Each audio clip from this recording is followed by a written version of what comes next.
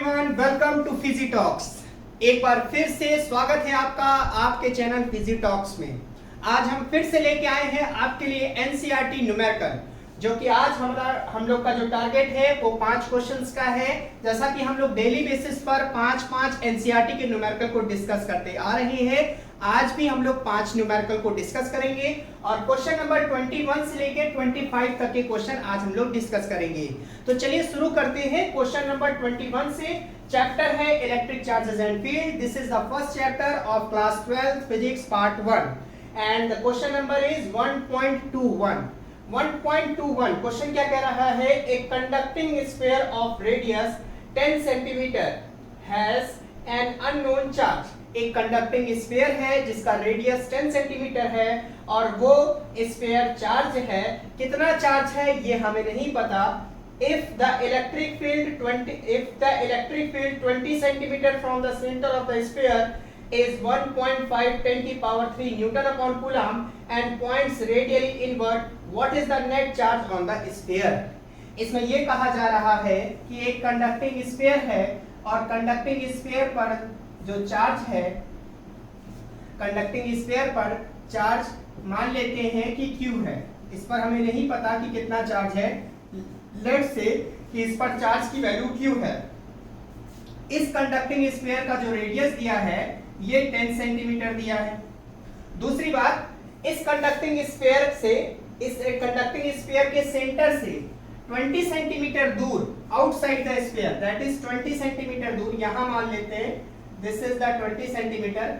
यहां पर एक पॉइंट है और इस पॉइंट पर इलेक्ट्रिक फील्ड की वैल्यू 1.5 10 की पावर 3 न्यूटन अपॉन कूलम है। ओके, फिर से समझिए, एक स्फीयर है, एक स्फीयर का रेडियस कितना है 10 सेंटीमीटर, स्फीयर के सेंटर से 20 सेंटीमीटर दूर एक पॉइंट है और इस पॉइंट पर इलेक्ट्रिक फील्ड की वैल्यू दी है। We have to find the value of the charge. हमें क्या पता करना है? हमें चार्ज की वैल्यू पता करनी है ऑन द स्फीयर, जो कि स्फीयर पर है। तो चार्ज की वैल्यू पता करने के लिए एकदम सिंपल सा फार्मूला हम लोग लगाते हैं। देखिए, outside the sphere electric field का जो फार्मूला होता है, electric field at the points at the point outside the sphere, outside the sphere, sphere के बाहर जो पॉइंट है उस पर इलेक्ट्रिक फील्ड की वैल्यू का फॉर्मूला होता है E is equal to 1 upon 4 pi epsilon naught Q upon R square, where R is the distance of the point from the center of the sphere। यानी कि sphere के centre और point के बीच की distance है R और यहाँ R की वैल्यू कितनी है 20 centimetre. It is very easy to find the value of Q because E is given, R is given, only Q has to be find। तो हम क्या करेंगे? हम Q को लिख सकते हैं E into R square into 4 pi epsilon naught। E की वैल्यू पुट करेंगे तो Q is equal to 1.5 10 की पावर 3। R की वैल्यू 20 सेंटीमीटर है, तो when you convert centimeter into meter, you will write 20 into 10 की power minus 2 meter, and R square means 20 का square into 10 की power minus 4 meter square। तो here you will write 20 into 20 into 10 की power minus 4 and 4 pi epsilon naught। You know that 1 upon 4 pi epsilon naught is equal to 9 into 10 की power 9। So 4 pi epsilon naught will be equal to 1 upon 9 into 10 की power 9। Simply put this value 1 upon 9 into 10 की power 9। अब क्या करेंगे? Numerical value को एक साथ, 10 की पावर को एक साथ, तो हम यहाँ लिख सकते हैं 1.5 into 20 into 20 into 10 की पावर 3 and 10 की power minus 4, it will become 10 की पावर minus 1 और ये पावर ऊपर जाएगी तो minus 9 और नीचे यहाँ पर हो जाएगा 9। तो ये बन जाएगा हमारा 2 into 20 into 15 upon 9 into 10 की पावर minus 10। अब Q की वैल्यू को आगे प्रोसीड करिए, आगे देखिए कैसे हम लोग प्रोसीड करके इसकी वैल्यू फाइंड आउट करते हैं। तो हमारे पास है Q इज इक्वल टू 3 3 जा 9, 3 5 जा 15, ठीक है। तो ये हो जाएगा 42 इंटू 20 40 और 45 जा 200 अपॉन 3 एंड 10 की पावर माइनस 10, ये हो जाएगा 2 अपॉन 3 इंटू 10 की पावर माइनस 8। 2 और 3 को डिवाइड करिए, डेसिमल लगाएंगे, 0 बढ़ाएंगे, 6 बार जाएगा, ये हो जाएगा 18, फिर 2 आ गया, फिर 0 बढ़ाया 6.6। तो हम यहाँ लिख सकते हैं Q is equal to 0.66 into 10 की पावर माइनस 8, या आप इसको लिख सकते हैं, इसका आंसर आपका आ जाएगा, इसमें क्या करना है ना कि 6.6 इंटू 10 की पावर माइनस 9 कूलम, ये आपका आंसर आ गया। 6.6 10 की पावर माइनस 9 कूलम, और ये आपका हो जाएगा 6.6 माइक्रो, नहीं 9 है तो nano coulomb. This is your answer, this is your answer my dear student, ये आपका आंसर है। कुछ नहीं करना था, आपको ये फार्मूला लगाना था, वैल्यू पुट करनी थी और Q की वैल्यू फाइंड आउट करनी थी। सभी को SI यूनिट में कन्वर्ट कर लीजिए, आपका आंसर आ जाएगा। बहुत आसान है, इसको एक बार आप लोग नोट कर लीजिए, फिर चलते हैं नेक्स्ट क्वेश्चन पर। तो स्टार्ट करते हैं क्वेश्चन नंबर 22। क्वेश्चन नंबर 22 क्या है? A uniformly charged conducting sphere of 2.4 metre diameter has a surface charge density of 80.0 microcoulomb upon meter square. Find the charge on the sphere and what is the total electric flux leaving the surface of the sphere. इसमें ये कहा गया है एक uniformly charged conducting sphere दिया गया है, उसकी सरफेस चार्ज डेंसिटी बता दी गई और स्फीयर का डायमीटर दिया गया है। हमसे पूछा गया है बताइए सर स्फीयर पर चार्ज कितना है और स्फीयर से कितना फ्लक्स निकल रहा है। ठीक है, आइए करते हैं। सबसे पहले मान लेते हैं कि ये स्फीयर है और इस स्फीयर का डायमीटर दिया है 2.4 मीटर। तो देखिए दिया गया क्या है, तो रेडियस कितना होगा, रेडियस बराबर होता है डायमीटर का आधा। Diameter radius is equal to diameter upon 2। Diameter is given 2.4 metre upon 2। Clear, ये हो जाएगा 1.2 मीटर। तो 1.2 metre is the radius of the sphere. Radius है इसका, तो आपको 1.2 मीटर रेडियस पता चलिए। Clear, surface charge density sigma, sigma बराबर होता है Q अपॉन A, और Q अपॉन A सिग्मा की जो वैल्यू दी है वो दी है 80 माइक्रोकूलम अपॉन मीटर स्क्वायर। तो 80 माइक्रोकूलम है तो हम इसको लिख सकते हैं 80 इंटू 10 की power minus 6 coulomb upon metre square. देखिए 80 इंटू 10 की power minus 6 coulomb upon metre square. तो आपने ये निकाल लिया। हमें निकालना है find the charge on the sphere. Sphere पर चार्ज कितना होगा, बहुत आसान है क्वेश्चन। आपने कहा कि सिग्मा इज इक्वल टू होता है, सिग्मा क्या है, surface charge density, surface charge density. Sigma is equal to होता है Q अपॉन A। तो हम Q बराबर लिख सकते हैं sigma into A। Q is equal to लिख सकते हैं सिग्मा इंटू A। A क्या है, एरिया ऑफ द स्फीयर, और यहां पर सिग्मा की वैल्यू लिखेंगे 80 इंटू 10 की पावर माइनस 6। A क्या होता है, स्फीयर का area, area is equal to होता है 4 पाई आर स्क्वायर, एरिया होता है स्फीयर का। तो हम यहाँ लिखेंगे 4 पाई और आर स्क्वायर का मतलब है 1.2 का स्क्वायर, दिस इज 1.2 इंटू 1.2।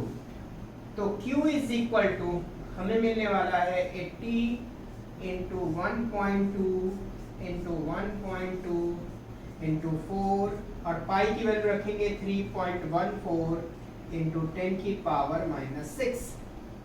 इसको हम लोग लिख सकते हैं 8 इंटू 12, ये इसका एक जीरो इसके डेसिमल को हटा देगा, और इसको हम लोग लिख सकते हैं 4 2 जा 8 और 4 1 जा 4, 4.8 हो गया, 3.14 इंटू 10 की पावर -6 कूलम।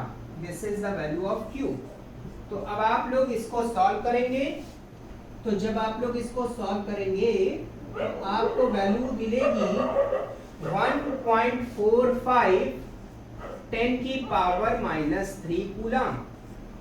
1.45 10 की पावर -3 कूलम।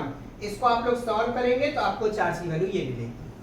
मेथड एकदम आसान है, लग जाएगा सवाल। चलिए अब इसके बाद हम लोग दूसरा इसका जो व्हाट इज द फ्लक्स पता करना है, ये भी हम लोग पता करते हैं। पहले इसको नोट कर लीजिए, इसको नोट कर लीजिए जल्दी से।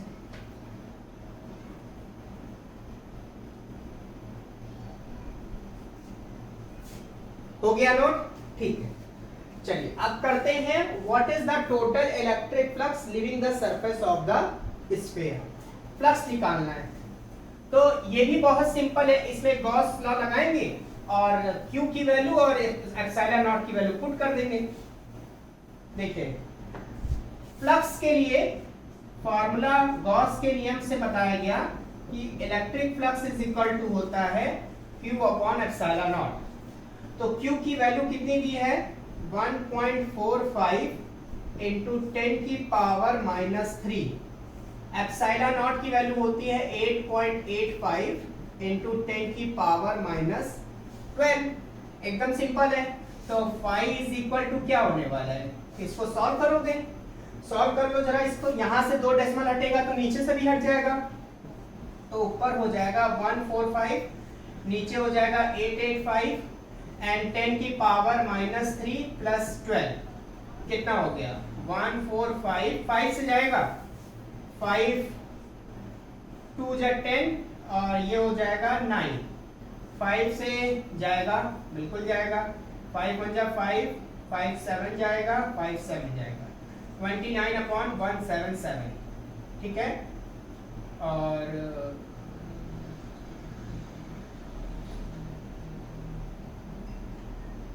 ठीक, और ये हो जाएगा 10 की पावर 9। अब आप लोग इसको सॉल्व करिए जरा।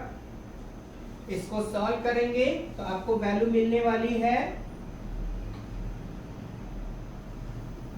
इसको आप लोग सॉल्व करेंगे तो आपको वैल्यू मिलेगी 1.6 इंटू 10 की power 8 newton metre square upon coulomb. 1.6 into 10 की power 8 newton metre square upon coulomb. ये आपका आंसर आ जाएगा। तो this is the answer for second and this is the answer for first. पहले फर्स्ट से चार्ज निकालेंगे और चार्ज की वैल्यू गॉस का नियम लगा करके पुट कर देंगे, एप्सिलॉन नॉट से डिवाइड कर देंगे और हमें फ्लक्स की वैल्यू पता चल जाएगी। एकदम आसान है, इसको नोट कर लीजिए। अब हम लोग चलते हैं क्वेश्चन नंबर 23 पर। नोट कर लीजिए इसको। करते हैं क्वेश्चन नंबर 23 और क्वेश्चन नंबर 23 है an infinite line charge produces a field of 9 into 10 की power 4 Newton upon coulomb at a distance of 2 cm. Calculate the linear charge density. यहाँ पर जो वर्ड आया है infinite line charge. Infinite line charge का मतलब एक इनफाइनाइटली लॉन्ग वायर है और वो वायर यूनिफॉर्मली चार्ज है। देखिए ये क्वेश्चन क्या कह रहा है? क्वेश्चन कह रहा है कि एक इनफाइनाइटली लॉन्ग वायर है, ये हमने इनफाइनाइटली लॉन्ग वायर बना दिया, मतलब खूब लंबा वायर जिसकी लेंथ हम मेजर नहीं कर सकते, ये इतना लंबा वायर है और वो वायर यूनिफॉर्मली चार्ज है। तो हम मान लेते हैं कि ये वायर पॉजिटिवली चार्ज है, तो ये हमने इस वायर को पॉजिटिव चार्ज कर दिया। ये वायर पॉजिटिवली चार्ज है। अब इस infinitely long uniformly charge wire के वजह से 2 सेंटीमीटर दूर यहाँ पर 2 सेंटीमीटर दूर यहाँ पर जो इलेक्ट्रिक फील्ड की वैल्यू है E, ये दिया गया है 9 × 10⁴ Newton upon coulomb. 9 × 10⁴ Newton upon coulomb ये इलेक्ट्रिक फील्ड की वैल्यू दी गई है। अब हमें ये पता करना है कि इस वायर की लीनियर चार्ज डेंसिटी क्या होगी। तो लीनियर चार्ज डेंसिटी का मतलब आपको लैम्डा पता करना है। लैम्डा लीनियर चार्ज डेंसिटी क्या होती है? Charge per unit length, charge per unit length, इसको बोलते हैं लीनियर चार्ज डेंसिटी। लैम्डा क्या है? Charge per unit length, charge per unit length. अब ये जो हमारा वायर है ये यूनिफॉर्मली चार्ज है, तो सपोज कर लेते हैं कि L लेंथ में Q चार्ज है। L लेंथ में, इतनी लंबाई में, L लेंथ की लंबाई में Q चार्ज है। तो यूनिट लंबाई में, यूनिट लेंथ में कितने चार्ज होंगे? Q अपॉन L चार्ज होंगे। यूनिट लेंथ में जितने चार्ज होते हैं that is called linear charge density, यानी कि this is called linear charge density. तो आपको लीनियर चार्ज डेंसिटी लैम्डा पता करना है। एक बात यहां तक क्लियर हो गई। अब ऐसे वायर जो कि इनफाइनाइटली लॉन्ग है और यूनिफॉर्मली चार्ज है, इस वायर से कुछ दूरी पर हमने जो पॉइंट लिया है 2 सेंटीमीटर दूर, यहां इलेक्ट्रिक फील्ड की वैल्यू क्या होती है? तो इलेक्ट्रिक फील्ड का फार्मूला होता है E = लैम्डा अपॉन 2πε0 × r। ये फार्मूला होता है जहां लैम्डा क्या है? इसकी लीनियर चार्ज डेंसिटी, r क्या है? वायर से पॉइंट तक की डिस्टेंस, और 2πε0 आपको पता ही है। तो और इलेक्ट्रिक फील्ड की वैल्यू भी दी है, तो आपको लैम्डा पता करना है। इसके लिए एक काम करेंगे हम लोग, सबसे पहले 2 से ऊपर मल्टीप्लाई और 2 से नीचे करेंगे। तो ये जाएगा 2 लैम्डा अपॉन 4πε0 और ये बन जाएगा r के। अब हम यहाँ पर लिख सकते हैं 2 लैम्डा = ये 4πε0 और r को e के साथ मल्टीप्लाई करिए, क्रॉस मल्टीप्लाई, तो हो जाएगा 4πε0। क्लियर है? और ये हो गया e और ये हो गया r। अब 4πε0 को आप लोग लिख सकते हैं 1/9 × 10⁹ e की वैल्यू दिया है 9 × 10⁴ और r की वैल्यू है 2 × 10⁻²। सेंटीमीटर में था, मीटर कन्वर्ट करने के लिए -2 लिखा गया, और ये है 2 लैम्डा के बराबर। तो लैम्डा की वैल्यू हो जाएगी, देखिए 2 लैम्डा की वैल्यू निकालिए, यहां से 9 कटा, यहां से 9 कटा, 10⁴ में से 2 जाएगा तो +2 ऊपर बचा, तो ये हो जाएगा 2 × 10⁻² अपॉन 10⁹ ये 2 और ये 2 कैंसिल आउट हो गया, ये 2 और ये 2 कैंसिल आउट हो गया। आपका क्या मिला? आपको मिला lambda = 10⁻⁷, lambda = 10⁻⁷ coulomb upon metre. ये आपका आंसर है, नोट कर लीजिए इसको जरा।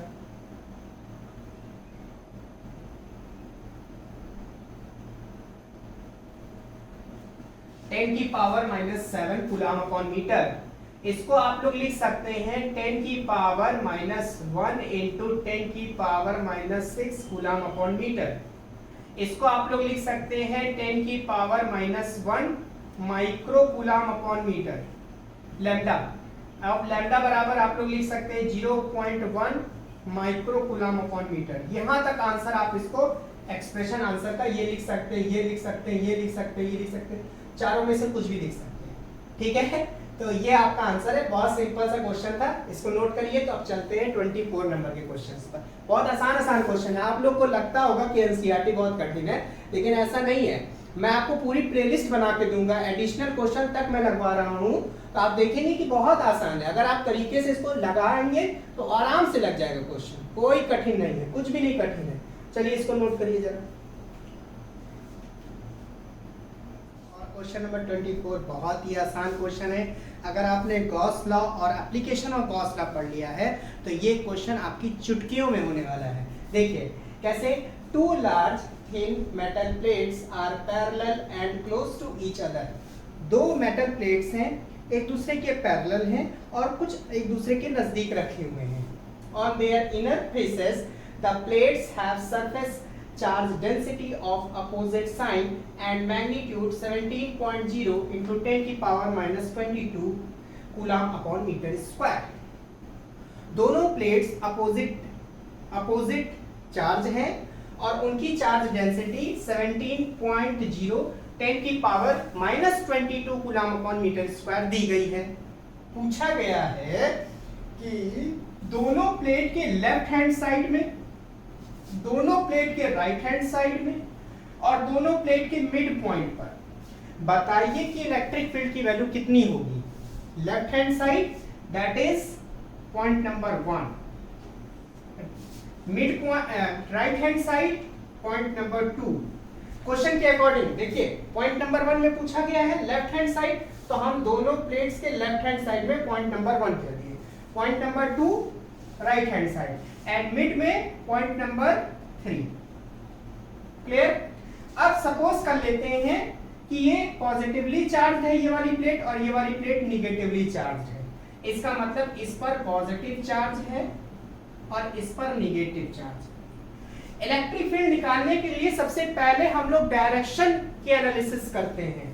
तो आप देखिए, एक आपको मैं जानकारी दे दूं कि अगर कोई प्लेट यूनिफॉर्मली चार्ज हो और इसकी सरफेस चार्ज डेंसिटी सिग्मा है, तो इससे कुछ दूरी पर कोई भी पॉइंट ले लीजिए, मान लेते हैं P पॉइंट हमने ले लिया, यहां पर इलेक्ट्रिक फील्ड की वैल्यू जो होगी वो सिग्मा अपॉन 2 एप्सिलॉन नॉट के बराबर होगी। इसी तरह से अगर आप इस साइड देखें तो इस साइड भी सिग्मा अपॉन 2 एप्सिलॉन नॉट की वैल्यू होगी।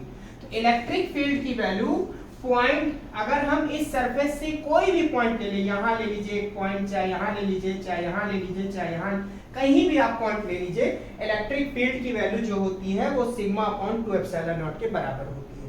ये जो इलेक्ट्रिक फील्ड है ये डिस्टेंस पर डिपेंड नहीं करती, आर्क की पर डिपेंड नहीं करती। पॉइंट चाहे जहां हो, पॉइंट यहां हो, यहां हो, यहां हो, कहीं भी हो।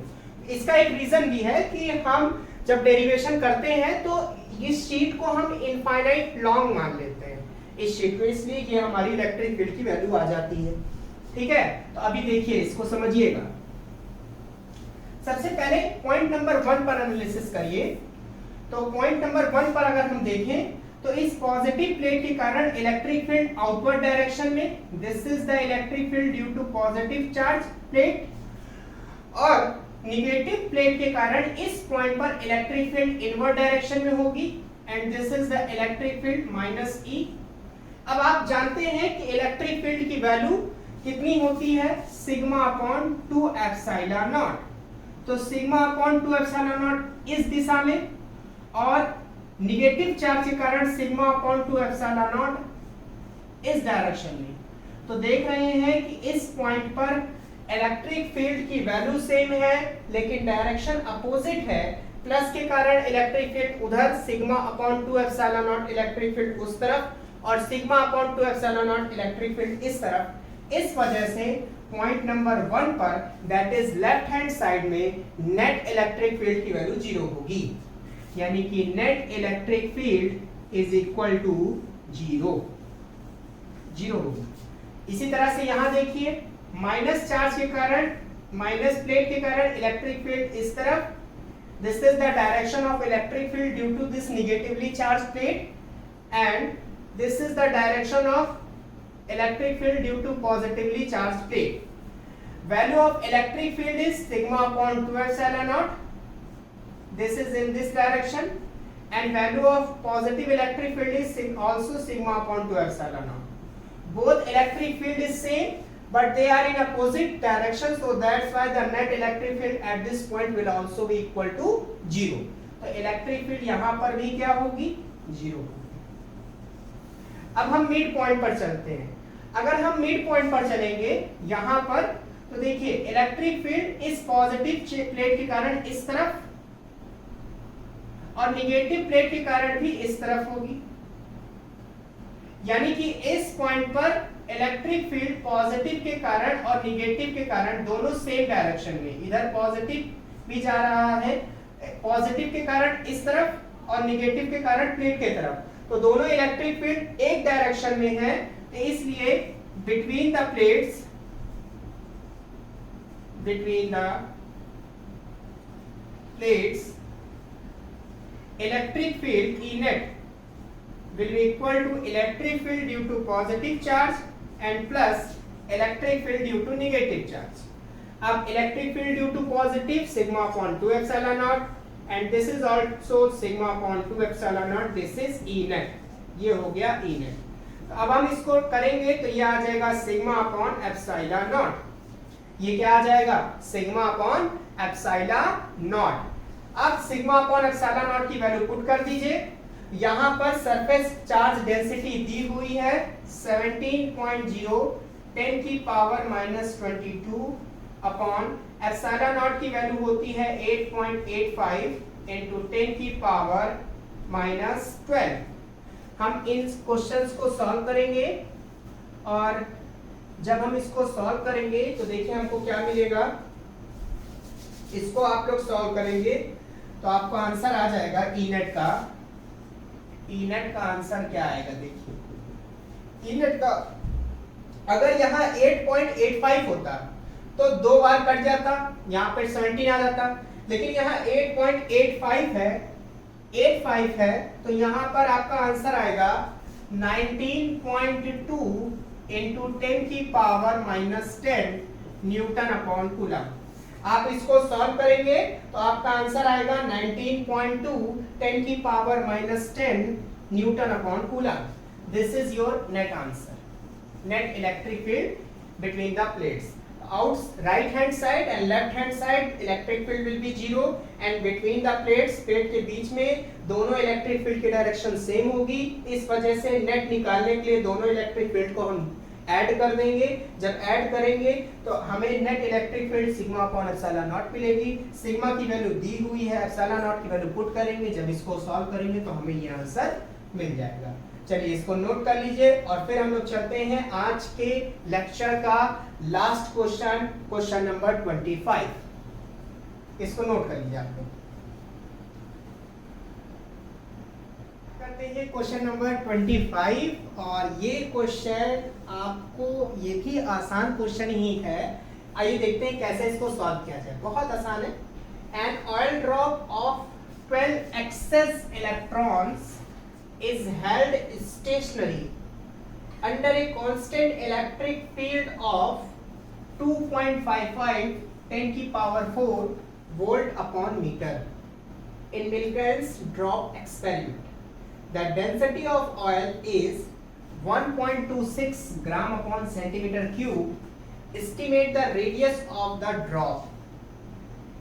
इस सवाल में ये कहा जा रहा है कि आपके पास एक ऑयल ड्रॉप है और वो ऑयल ड्रॉप जो है उसके पास 12 एक्सेस इलेक्ट्रॉन्स है, दैट इज वो नेगेटिवली चार्ज्ड है और ये ऑयल ड्रॉप बैलेंस कंडीशन में है. बैलेंस कंडीशन में अंडर स्टेशनरी है, मतलब अंडर स्टेशनरी मतलब बैलेंस है.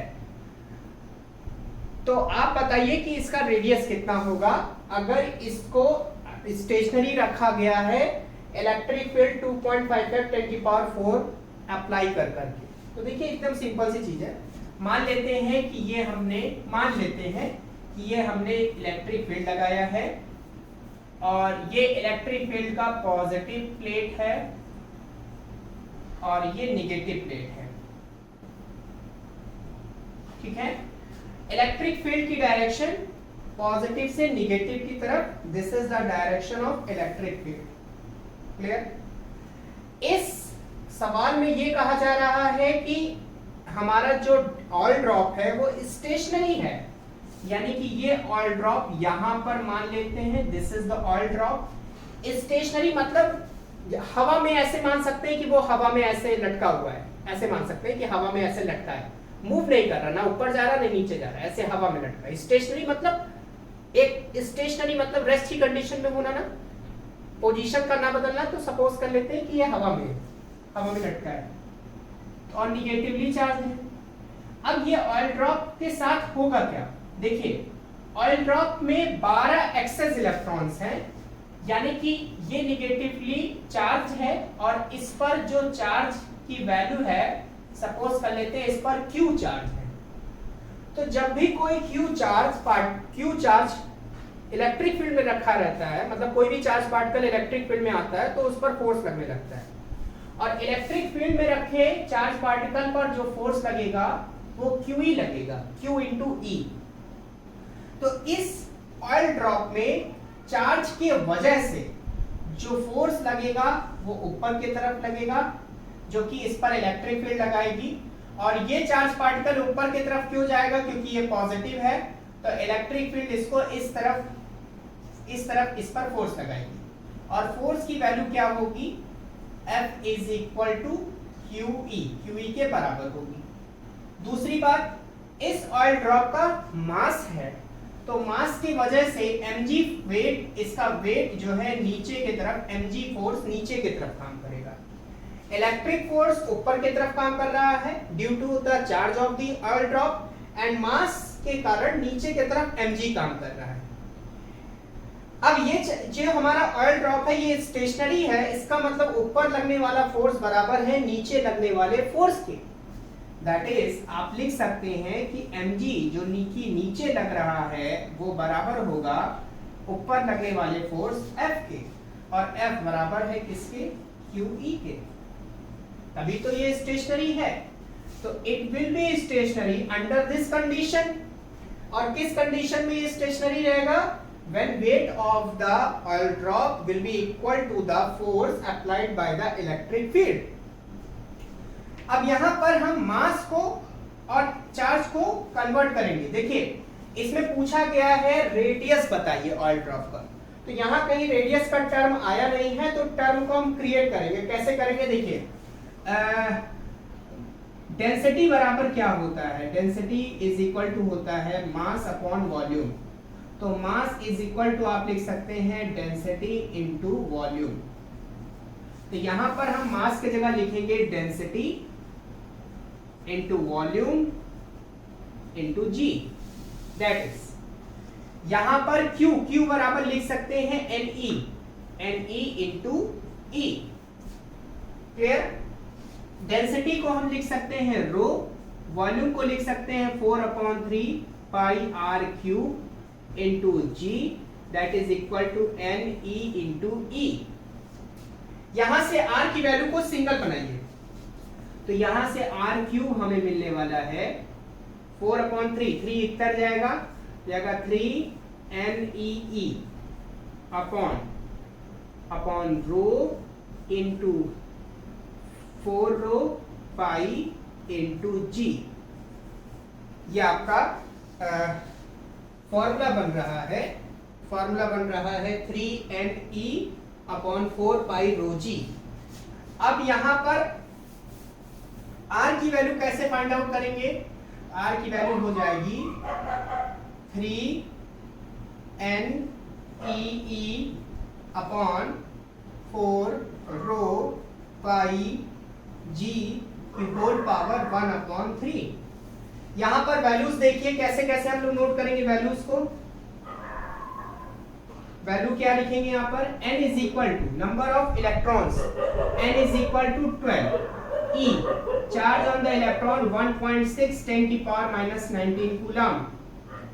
उसके बाद क्या है, इलेक्ट्रिक फील्ड दिया है 2.55 10 की power 4 volt upon metre.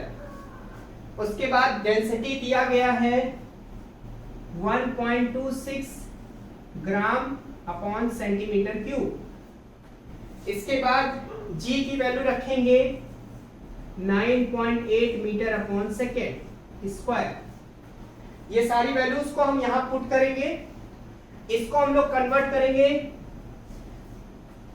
KG upon, इसमें क्या कहते हैं केजी अपॉन मीटर क्यूब में।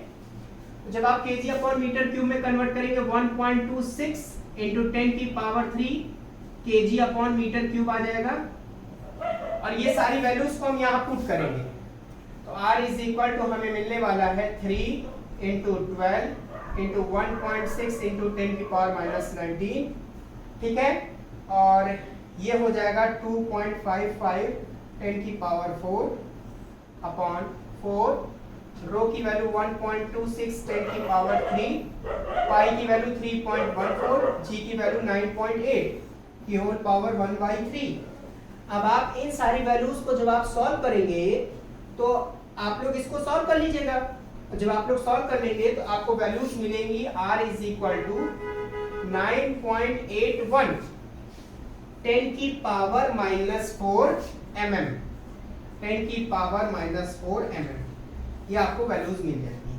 तो आप इसको सॉल्व करेंगे तो आपको ये वैल्यू मिल जाएगी। बहुत आसान सवाल था ये भी। चलिए आज का हमारा ये टारगेट पूरा हुआ।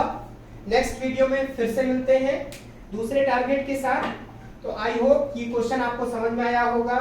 ये वीडियो कैसे लगी, ये क्वेश्चन आपको कितना समझ में आया, प्लीज कमेंट बॉक्स में लिख के बताइए। और अगर आप चैनल पर नए हैं तो चैनल को सब्सक्राइब करिए। हम लोग इसी तरह से एनसीईआरटी के क्वेश्चंस डेली बेसिस पर 5-5 क्वेश्चन की एक्सरसाइज करवाते रहते हैं। और आप प्लीज उन बच्चों तक शेयर करें ये वीडियो जिनको इस वीडियो की जरूरत है।